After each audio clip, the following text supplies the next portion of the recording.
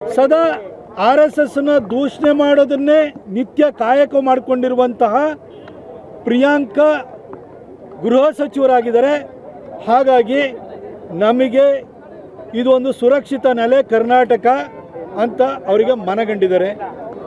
ದಕ್ಷಿಣ ಭಾರತದಲ್ಲಿರುವಂತಹ 3 ಕಾಂಗ್ರೆಸ್ ರಾಜ್ಯಗಳು ಕರ್ನಾಟಕ, ಕೇರಳ ಮತ್ತು ತೆಲಂಗಾಣ ಈ ಭಾಗಕ್ಕೆ ದೊಡ್ಡ ಪ್ರಮಾಣದಲ್ಲಿ ಪಶ್ಚಿಮ ಬಂಗಾಳದಿಂದ ಕಾಲ್ಕಿತ್ತವರೆಲ್ಲ ಇಲ್ಲಿ ಬರ್ತಾ ಇದ್ದಾರೆ.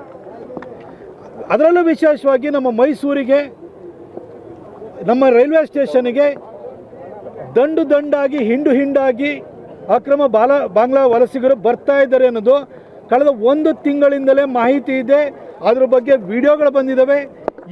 ಇನ್ಫ್ಲೂಯೆನ್ಸರ್ಸ್ಗಳು ಹಾಕಿದ್ದಾರೆ. ಭಾಳಷ್ಟು ಜನ ನಾಗರಿಕರು ವಿಡಿಯೋ ಮಾಡಿ ಹಾಕಿದ್ದಾರೆ. ನಾಗರಿಕರ ಅಡ್ಡಗಟ್ಟಿ ಕೇಳಿದ್ದಾರೆ.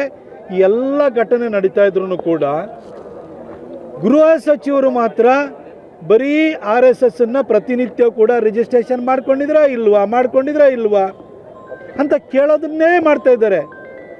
RSS ಅನ್ನೋದು ಯಾವುದೋ ಸಿದ್ಧಾರ್ಥ ಬುದ್ಧ ಟ್ರಸ್ಟ್ ಮಾಡಿಕೊಂಡು KDB ಜಾಗ ಹೊಡೆಯುವಂಥ ಉದ್ದೇಶಕ್ಕೋಸ್ಕರ ಸ್ಥಾಪನೆ ಆಗಿರುವಂಥ ಸಂಸ್ಥೆ ಅಲ್ಲ. ಅದಕ್ಕೆ ರಿಜಿಸ್ಟ್ರೇಷನ್ ಬೇಕಾಗುತ್ತೆ.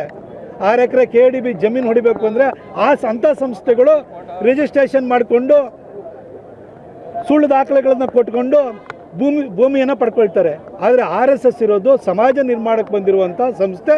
ಆ ಸಂಸ್ಥೆಯನ್ನು ಟಾರ್ಗೆಟ್ ಮಾಡ್ಕೊಂಡು ಹೇಳುವಂಥ ಕೆಲಸ ಬಿಟ್ಟರೆ ಅವರು ಗೃಹ ಸಚಿವರಾದ ನಂತರ ಆಂತರಿಕ ಸುರಕ್ಷತೆ ಬಗ್ಗೆ ಯಾವುದೇ ಕ್ರಮವನ್ನು ಕೈಗೊಂಡಿಲ್ಲ. ಹಾಗಾಗಿ ನಿರಾತಂಕವಾಗಿ ಮೈಸೂರಿಗೆ ಅಕ್ರಮ ಬಾಂಗ್ಲಾ ವಲಸಿಗರು ಬರ್ತಾ ಇದ್ದಾರೆ.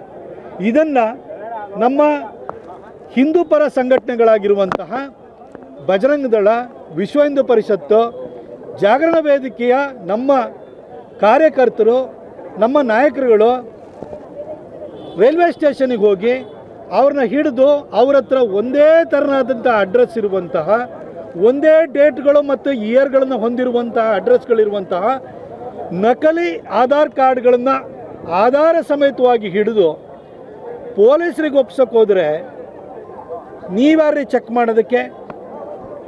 ನಿಮ್ಮನ್ನು ಯಾರಿಲ್ಲಿ ಒಳಗಡೆ ಬಿಟ್ಟಿರೋರು ಅಂತೇಳಿ ಪ್ಲಾಟ್ಫಾರ್ಮ್ ಟಿಕೆಟ್ ಇದ್ರೂ ಕೂಡ 5 ಜನ ನಮ್ಮ ಬಜರಂಗ ದಳ, ವಿಶ್ವ ಹಿಂದೂ ಪರಿಷತ್ ಮತ್ತು ಜಾಗರಣ ವೇದಿಕೆಯ ನಮ್ಮ ಮುಖಂಡರ ವಿರುದ್ಧ FIRನ ಹಾಕ್ಸಿರೋದಕ್ಕೆ ನೇರವಾಗಿ ಪ್ರಿಯಾಂಕಾ ಖರ್ಗೆ ಅವರೇ ಹೊಣೆಗಾರಿಕೆ. ಯಾಕೆಂದರೆ ಅವ್ರ ಡೈರೆಕ್ಷನ್ ಮೇಲೆ ಮಾಡ್ತಾ ಇರೋಂಥದ್ದು ಇದು. ಇಲ್ಲಿ ಬಂದಿರೋರನ್ನ ತಡೆಯುವ ಕೆಲಸವನ್ನು ಮಾಡಿದರೆ ಅವ್ರಿಗೆ ಮೆಚ್ಚುಗೆನ ಸೂಚಿಸೋದು ಬಿಡಿ, ಅವ್ರನ್ನ ಹತ್ತಿಕ್ಕುವಂಥ ಪ್ರಯತ್ನವನ್ನು ಪ್ರಿಯಾಂಕಾ ಖರ್ಗೆ ಮಾಡ್ತಾ ಇದ್ದಾರೆ. ಅದನ್ನು ಖಂಡಿಸಿ ಇವತ್ತು ನಾವು ಪ್ರತಿಭಟನೆಯನ್ನು ಮಾಡಿದ್ದೀವಿ. ನಮ್ಮ ಎಲ್ಲ ಮುಖಂಡರುಗಳು ಕೂಡ ಮಾತನಾಡಿದ್ದಾರೆ. ನಾನು ಮೈಸೂರಿಗರನ್ನು ಕೂಡ ಇಲ್ಲಿನ ಒಬ್ಬ ನಾಗರಿಕನಾಗಿ ಕೇಳ್ಕೊಳ್ತೀನಿ,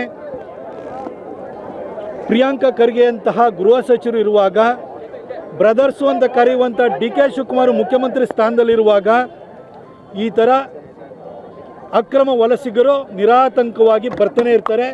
ದಯವಿಟ್ಟು 200 ರೂಪಾಯಿಗೋ 300 ರೂಪಾಯಿಗೋ ಕೆಲಸದವ್ರು ಸಿಗ್ತಾರೆ ಅಂತೇಳಿ ಹೇಳಿ ಸೇರಿಸ್ಕೊಳಕ್ಕೆ ಹೋಗಬೇಡಿ. ಇದು ಭವಿಷ್ಯಕ್ಕೆ ನಾವು ಗಂಡಾಂತರವನ್ನು ತಂದಿಟ್ಕೊಂಡಂಗೆ ಆಗುತ್ತೆ. ನಮ್ಮ ಕೊಡಗು, ಮಲೆನಾಡು ಭಾಗದವರಿಗೂ ಕೂಡ ನಾನು ಮನವಿ ಮಾಡ್ಕೊಳ್ತೀನಿ, ಈ ರೀತಿ ಬಂದವ್ರ ಬಗ್ಗೆ ನೀವು ಎಚ್ಚರಿಕೆಯನ್ನು ಇಟ್ಕೊಳ್ಳಿ. ಯಾಕಂದರೆ ಆಂತರಿಕ ಸುರಕ್ಷತೆಯನ್ನು ಕಾಪಾಡಬೇಕಾದಂಥ ವ್ಯಕ್ತಿಗಳೇ ಅಕ್ರಮ ವಲಸಿಗರನ್ನು ಬರಮಾಡ್ಕೊಳ್ತಾ ಇರೋದ್ರಿಂದ ನೀವಾದರೂ ಎಚ್ಚೆತ್ಕೊಳ್ಳಿ ಅಂತೇಳಿ ಹೇಳಿ ಕೇಳ್ಕೊಳ್ತೀನಿ.